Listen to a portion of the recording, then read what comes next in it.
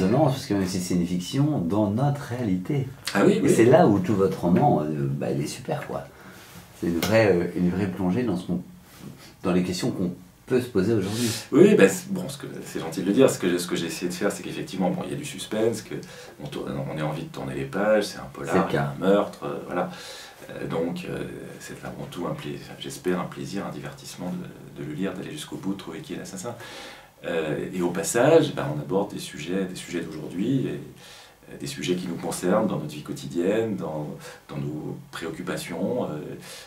Au fond, s'il y a à choisir entre la croissance et l'emploi, la protection de l'environnement, les droits de l'homme, qu'est-ce qu'on choisit? Et c'est pas évident, évidemment. Alors Arnaud, justement, vous avez dit qui est l'assassin? Mais l'assassin de qui? Et bien malheureusement, on va dévoiler ça. Hubert Howard se fait assassiner. Mais évidemment, avec son grand projet, on se doute bien qu'il y avait beaucoup d'ennemis. Voilà. Il avait beaucoup d'ennemis parce que bon, il est à la tête d'un empire énergétique, donc il veut aussi exploiter de l'uranium en Australie, donc il s'attaque aux terres sacrées des aborigènes, qui voient ça évidemment d'un œil très hostile.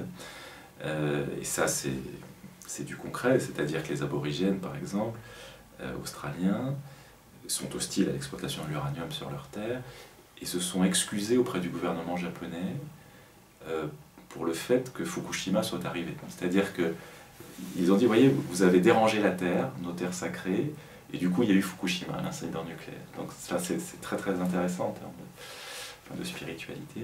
Donc il s'attaque à ces aborigènes australiens, il s'attaque aux écologistes français en l'occurrence, dont certains sont radicaux, on le voit bien avec Notre-Dame-des-Landes, les zadistes comme on dit.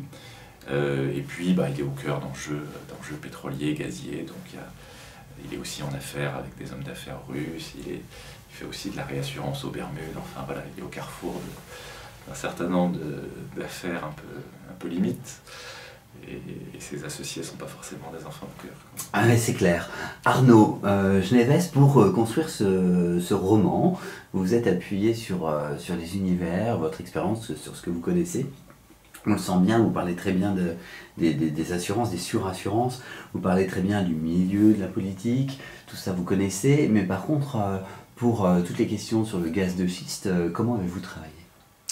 Alors, pour vérifier que je ne disais pas de bêtises, un consultant a bien voulu m'aider, donc j'ai d'abord beaucoup lu, évidemment, il y a beaucoup de documentation disponible librement, beaucoup de rapports parlementaires, là j'ai beaucoup lu. Un consultant, un ancien de Total, a bien voulu me briefer, donc j'ai passé du temps aussi à bien comprendre le sujet, et ensuite je lui ai fait relire le manuscrit pour être sûr qu'il n'y ait pas de bêtises, ce qu'il a fait, et voilà, il a vraiment donné son point de vue, en tout cas pour qu'il n'y ait pas d'erreur en termes techniques.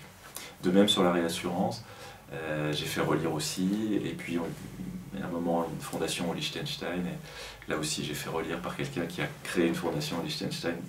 Donc je parle d'un comité des protecteurs à un moment, enfin tout ça c'est vraiment comme ça que ça existe. Arnaud, il ne reste plus qu'une minute d'entretien. Est-ce que vous voulez rajouter un dernier mot? Pourquoi les lecteurs devraient lire Schiste Noir selon vous? D'abord, j'espère que c'est un divertissement, j'espère que c'est un plaisir, j'espère que voilà, il y a un suspense quand on tourne les pages et qu'on le lit du trait. Et puis, au passage, j'espère que voilà, ça intéresse sur des sujets de société, des sujets d'aujourd'hui. Voilà, au travers du gaz de schiste, est-ce qu'on est pour ou contre? Quels sont les arguments dans les deux sens? Qu'est-ce qu'on a envie de choisir? Quelle priorité on met? Donc j'espère que voilà, c'est un polar, c'est de la politique fiction, mais qui fait un peu réfléchir. On est effectivement au cœur du pouvoir, il y a des enjeux, il y a des questions qui peuvent aussi changer la vie des citoyens. Moi j'ai trouvé que c'était haletant, effectivement, ça agrippe le lecteur. Donc Arnaud Geneves, pour votre deuxième thriller, vous avez réussi votre mission puisqu'on est là.